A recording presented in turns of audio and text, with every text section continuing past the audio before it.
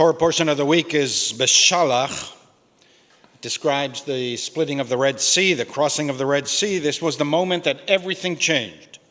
A new world was dawning. Pharaohs would not disappear from the earth. Alas, tyrants would appear in each and every generation. But from the moment that the last Jew reached the other side of the Sea of Reeds, never again could the strong and powerful claim divine favor to subjugate and oppress. God is not on the side of the so-called master races. Forevermore, slavery, subjugation, and repression would be crimes, not only against humanity, but against God himself. The key verse is this: Vayavo v'nei Yisrael b'toch hayam bayabasha, ve'amayim lahem choma, miminam u'mismolan. And the children of Israel went into the sea on dry ground, the waters forming a wall for them on their right and on their left. The sages equated this passage to a rebirth. The walls formed a corridor, a kind of birth canal, pointing only one way, to the side of freedom. Once the water broke, the birth could not be stopped. When Pharaoh and his savages leapt into this canal of freedom, there was no way out for them. God would not allow the genocidal army to reach freedom's shore, and they could not return to Egypt because the corridor was too narrow. To disrupt the birth of freedom is to seal your own doom. After the Exodus, never again could we ignore the plight of the oppressed. Every Jew must consider themselves as if they personally were a slave in Egypt. We cannot turn away.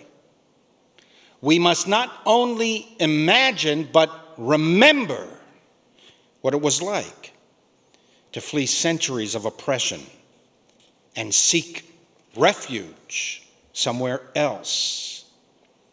We must consider the dispossessed, the refugee fleeing war and violence, who shows up on our doorstep with nothing but the clothes on his back and the scars in her heart that will never fully heal. We must consider this person a moral and intellectual being, as worthy as we are, and equal in the sight of God. That's the whole point of the biblical account of the Exodus. Otherwise, the Torah would not have started there. The Torah would have started at Mount Sinai. The central narrative of Judaism is the slaves were freed and their dignity restored. Now, I'm not speaking politics about America's broken immigration system or the wisdom of intervention in foreign conflicts. Your views on these matters are as good as mine, and in fact, in some cases, much better. I'm speaking religion. Religion demands responsibility and moral accountability. What should we do? How should you respond when someone shows up on your doorstep, broken and in need of compassion? And what is the price to your own soul of turning away? Look at this person. Do not turn away. See what can happen to a human being who is smitten and blasted. How they can be reduced to supplicants. Their dignity and pride shredded and torn. But not only that. Remember how they can recover and rebuild their lives if offered human warmth, respect, and opportunity. We recovered, and we do not need to look so far back into antiquity. It is enough to research 3 or 4 generations of our own family trees. Most of us became what we became because someone in our family escaped persecution and was offered a helping hand coming here with nothing. That we are now comfortable and safe is not because we are morally superior to or smarter than the dispossessed human being on our doorstep. Their sunken eyes and weary limbs hinting at the unspeakable sufferings they endured. It is not that we decided for ourselves who would be our parents, where we would be born, or how we would be raised. We were supported by countless others. There is no such thing as standing upright. There is only being held up. Jews have a special obligation to protect the weak. History has cast us into the role of perpetual wanderers, the wandering Jews. We are a refugee people. We know what it feels like. We are, or should be, especially sensitive to the well-off turning their backs on human suffering, unwilling to stare it in the face or only pretending to care. We know what it feels like to be uprooted. We know what it feels like to be dislocated. We know what it feels like to be exiled, to be scorned and hated. We know the loneliness, the sadness, the emptiness that never fully disappears. That's what drove our synagogue to visit Greece and Germany in 2017, and to visit Poland and the Ukrainian border last year. Our purpose in traveling as a community was to bring comfort, warmth, and supplies, vital resources to shattered souls who fled our era's most savage oppressors. And when the rape of Ukraine finally ends, I will ask you again, like last year, to drop whatever you are doing and return with me to that part of the world. Only next time we'll fly directly to Kiev and offer whatever measures of compassion and humanity we can bring to assist in the decades-long recovery mission. When I think of this week's Torah portion, I often recall that synagogue mission to Greece 6 years ago. Is anybody here who was on that mission? Oh, yeah. You remember we stood on the shores of Lesbos, 14 miles from Turkey. Waves of desperate men, women, and children clamored to reach this beach exactly where we were standing, many drowning in the strait or close to the shore. Many others were rescued. They're saviors among the most admirable souls our species can produce. People like the activists of Natan, who we will meet after services, aid workers, and first responders who left their comfortable jobs and their comfortable homes, ever ready to wade into the ocean and risk their lives to save the desperate and the drowning. The other shore, Turkey's shore, was the last cruel leg of a long, cruel journey. Those fleeing the despot of Damascus, the imams of Iran, ISIS of Iraq, anarchists of Afghanistan, most often made their way to Turkey through harrowing nighttime escapes. They spent whatever resources they had on smugglers. And somehow, they made it within eyeshot of Greece. So many who journeyed with them were no more. They died along the way. Some never journeyed. Their short lives snuffed out by the long reach of murderers. Lesbos is 14 miles away. You can see it from Turkey. Lesbos is Europe. Lesbos is freedom.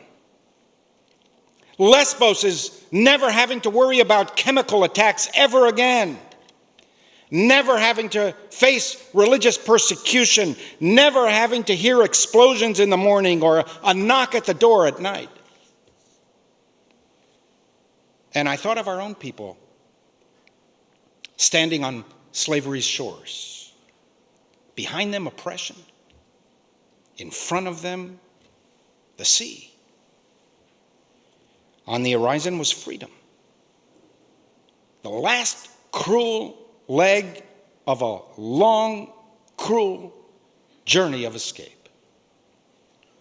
On the shores of Lesbos, I imagined those refugees taking the first steps into the ocean, hoping for a modern-day miracle, that the seas would split and the waters part. In the Torah, God awaited on the other side.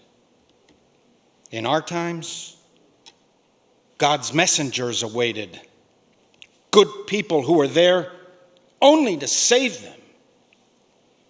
If only the refugees could reach as far as the rescuers could grasp.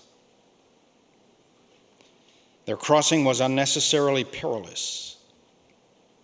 Craven smugglers who demanded the last pennies of a lifetime of savings from the wretched and the forlorn packed 3 times as many people onto the rickety boats as they could safely hold.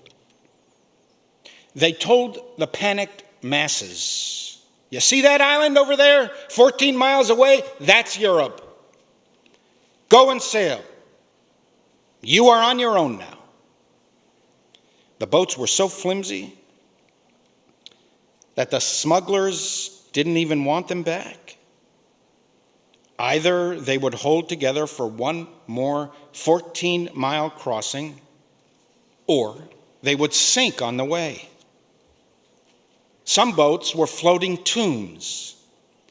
Smugglers knowingly filling only half a tank of fuel, enough to get the boats halfway, 7 miles to freedom. Why waste money on refugees?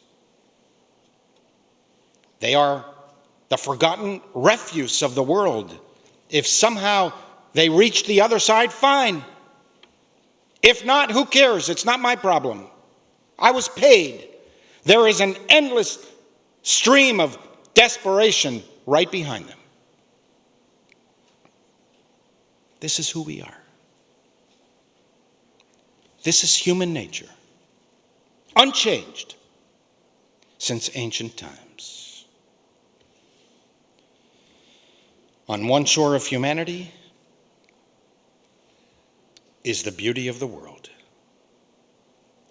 the paragon of animals, noble in reason, infinite in faculties, in form and moving, how express and admirable, in station, how like an angel, in apprehension, how like a god.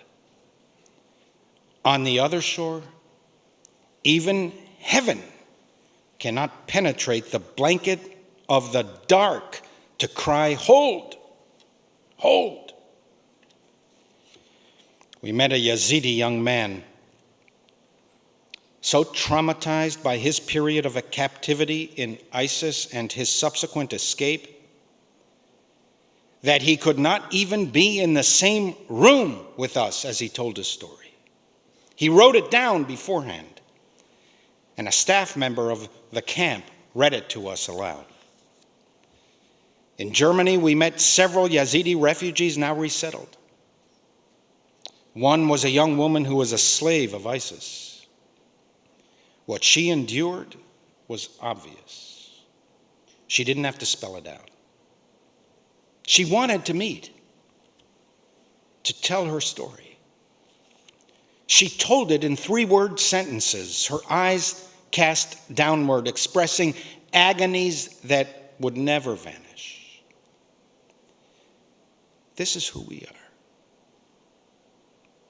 This is human nature, unchanged since ancient times. But we are also those who waited on the other side, on freedom's shores. They too told harrowing stories of rescue and daring, wading into the ocean to pluck the floundering from the jaws of death. They recounted how they left high-paying, high-flying jobs to attend to the lowest of human beings. Jewish sages asked why God chose to put the divine presence in the burning thorn bush, that ugly, stout shrub. Why not some majestic oak, they asked, or cedar of Lebanon that would symbolize the majesty of God? The sages teach God put the divine presence in the lowest of trees to remind us that God is present in the lowest of human beings. There are people in our world who take that seriously. Be with them. Support them. Become one of them. Human beings suffer. They torture one another. They get hurt and get hard. No poem or play or song can fully right a wrong inflicted and endured. So hope for a great sea change on the far side of revenge. Believe that a further shore is reachable from here. Believe in miracles. That means someone is hearing the outcry and the birth cry of new life at its term. It means once in a lifetime that justice can rise up and hope and history rhyme.